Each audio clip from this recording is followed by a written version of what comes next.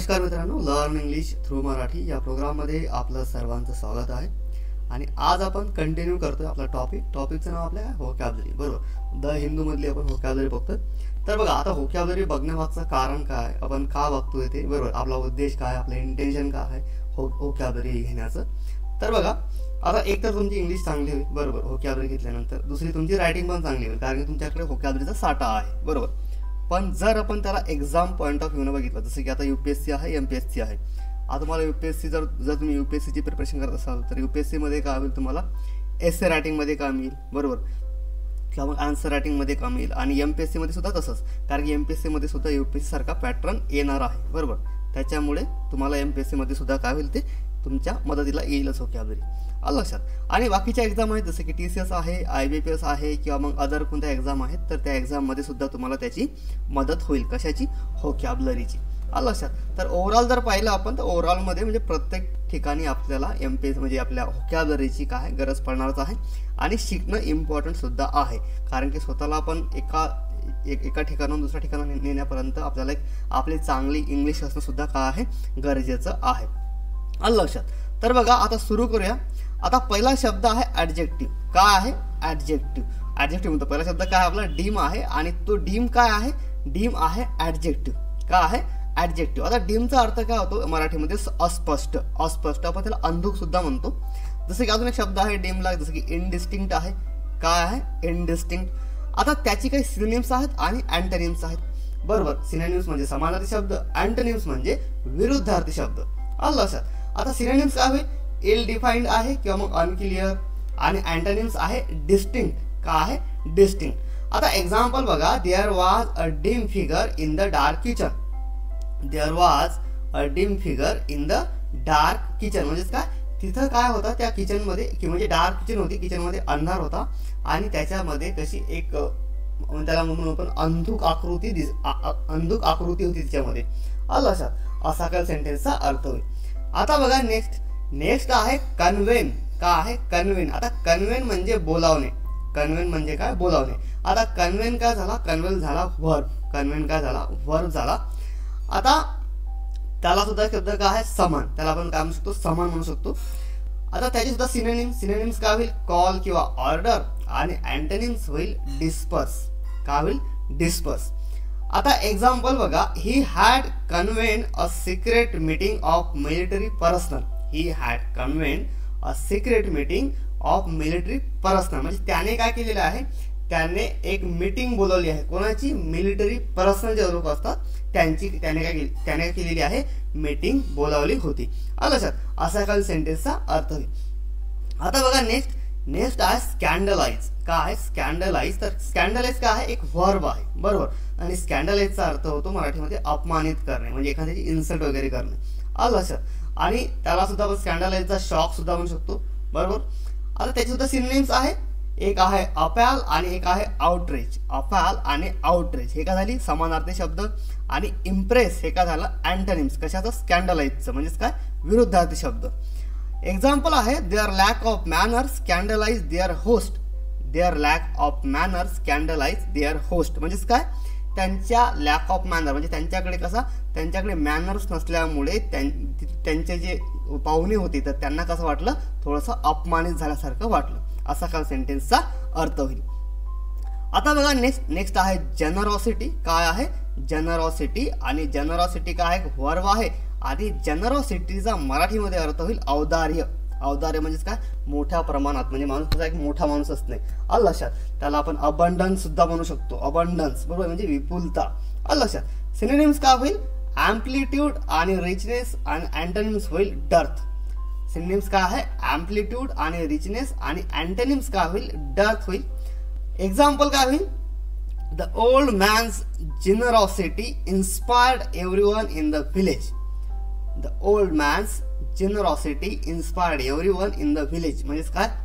गावामधला जो त्याला आपण काय म्हणतो, जो सिनियर सिटीजन आहे, ओल्ड मॅन आहे, त्याचं जी विपुलता आहे, त्याचं जे औदार्य आहे, तर त्याच्यामुळे म्हणजे प्रत्येक गावामधला व्यक्ती कसा आहे? इन्स्पायर्ड झालेला आहे, बरोबर. असा काल सेंटेन्सचा अर्थ होईल.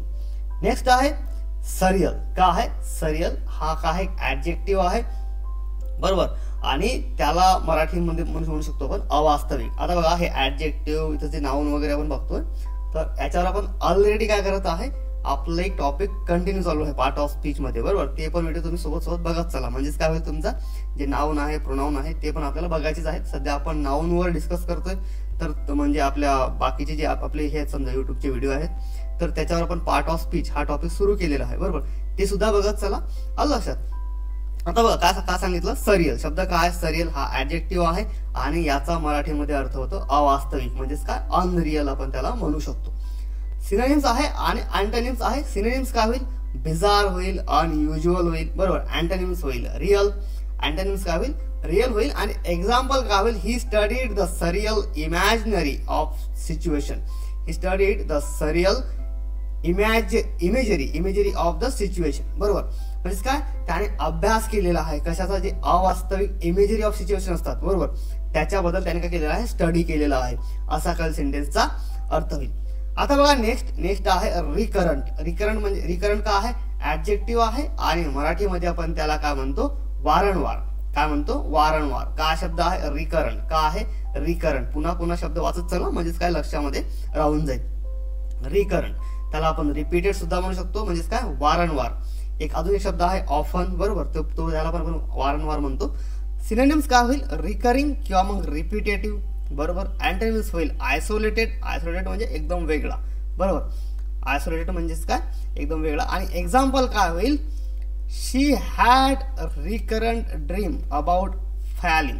म्हणजे फेलिंग म्हणतो किंवा फॉलिंग म्हणता येईल. एक्झाम्पल काय होईल, she had a recurrent dream about falling, बरोबर. म्हणजेच काय, तिला नेहमी स्वप्न कसे पडतात, म्हणजे पडल्यासारखं, वारंवार तिला स्वप्न कशी पडतात, म्हणजे वरून असं खाली पडल्यासारखं, आलं लक्षात. असे स्वप्न प्रत्येकाला येतात, म्हणजे आपण नेहमी आपल्याला म्हणजे आपल्या लाईफचा एक्सपिरियन्स आहे तो, प्रत्येकाला काही ना काही असे म्हणजे अनुभव आलेले असतील, बरोबर. तर आता बघा नेक्स्ट आहे रिझम्पशन. का आहे रिझम्पशन, आणि रिझम्पशन म्हणजेच काय होते, नाऊन. काय होतो, नाऊन. आणि रिझम्पशनला आपण मराठीमध्ये म्हणतो पुनरारंभ, आलं लक्षात. म्हणजेच त्याला आपण रिस्टार्ट सुद्धा म्हणू शकतो. सिनोनिम्स काय होईल, रिस्टार्टिंग किंवा मग रिओपनिंग. आणि अँटोनिम्स होईल सस्पेन्शन. काय होईल, सस्पेन्शन. एक्झाम्पल काय आहे, resumption of peace talks is expected soon. Resumption of peace talks, बरोबर. Resumption of peace talks is expected soon. म्हणजेच काय, जे पीसवर जे बोलणं आहे, तर जे स्पीच आहे ते लवकरच सुरू होणार आहे, बरोबर. असं सेंटेन्सचा काय होईल, अर्थ होईल. म्हणजे असा एखादा मोटिवेशन स्पीकर असेल, त्याला सांगायचं की या टॉकवर आपण म्हणजे लगेच सुरुवात होईल, असं त्याला सांगायचं आहे, आलं लक्षात. नेक्स्ट आहे लॅटंट. लॅटंट का आहे, एक ऍडजेक्टिव्ह आहे आणि लॅटंटचा अर्थ होतो निष्क्रिय. काय होतो, निष्क्रिय. त्याला आपण डॉर्मंट सुद्धा म्हणू शकतो, डॉर्मंट. सिनोनिम्स का आहे, क्विझंट आणि इनॅक्टिव्ह. आणि अँटोनिम्स आहे मॅनिफेस्ट. काय आहे, मॅनिफेस्ट. एक्झाम्पल काय होईल, they have huge reserve of latent talent. म्हणजेच काय, त्यांच्याकडे काय आहे, खूप मोठा साठा आहे, कशाचा, रिझर्व ऑफ लॅटंट टॅलेंट. म्हणजेच काय, निष्क्रिय टॅलेंटचा, लक्षात. असा काय सेंटेन्सचा अर्थ होईल. नेक्स्ट आहे फॉरगो. का आहे फॉरगो, तर फॉरगो हा एक वर्ब आहे आणि त्याचा अर्थ काय होतो, त्यागणे किंवा सोडून देणे, बरोबर. डू विदाऊट, त्याला आपण डू विदाऊट सुद्धा म्हणू शकतो. सिनोनिम्स काय होईल, गो विदाऊट किंवा मग गिव्ह अप करणे. आणि अँटोनिम्स होईल कीप. काय होईल, कीप. एक्झाम्पल काय होईल, I will forgo dessert tonight. I am trying to lose weight. आता इथं डेझर्ट जो शब्द आहे तो वाळवंटाचा आहे का, नाही. डेझर्ट म्हणजेच काय, जे स्वीट आपण खातो ना जेवणानंतर, त्याला आपण डेझर्ट म्हणतो. तर ते काय म्हणते, आय विल फॉरगो, मी काय करेल, त्याग करेल कशाचा, जे आपण रात्री जेवण करेल तर तिचा मी गोड खाणार नाही, कारण की मी ट्राईंग टू लूज वेट, म्हणजे मी काय करत आहे, प्रयत्न करत आहे वजन कमी करण्याचा, आलं लक्षात. असा काही सेंटेन्सचा अर्थ होईल. आता बघा लास्ट एक शब्द राहिला, तो आहे अफिलियंट. का आहे अफिलियंट, आणि हा एक ऍडजेक्टिव्ह आहे. मराठीमध्ये आपण त्याला धनी किंवा संपन्न म्हणतो आणि त्याला आपण वेल्दी सुद्धा म्हणू शकतो. सिनोनिम्स आहे रिच आणि प्रॉस्परस. आणि अँटोनिम्स होईल पुअर, बरोबर. एक्झाम्पल काय होईल, I reside in an affluent neighbourhood. I reside म्हणजे काय, मी जे धनी आहेत त्यांच्या शेजारी, म्हणजे त्यांच्या शेजारी राहतो मी, समजा, आलं लक्षात. म्हणजे मी कोणाच्या शेजारी राहतो, माझ्या आजूबाजूला कसे आहेत लोक, धनी आहेत म्हणजे सुखी संपन्न लोक आहेत, त्यांच्याच बाजूला मी राहतो. आलं लक्षात. असा काल सेंटेन्सचा अर्थ. तर आजसाठी एवढंच. व्हिडिओ कसा वाटला कमेंट बॉक्समध्ये लिहून सांगा. काय अडचण असेल ते पण कमेंट बॉक्समध्ये लिहून सांगा. तर व्हिडिओ आवडला असेल लाईक करा, शेअर करा, चॅनलला सबस्क्राईब सुद्धा करा. तर भेटूया पुढच्या व्हिडिओमध्ये. तोपर्यंत नमस्कार आणि थँक्यू फॉर वॉचिंग.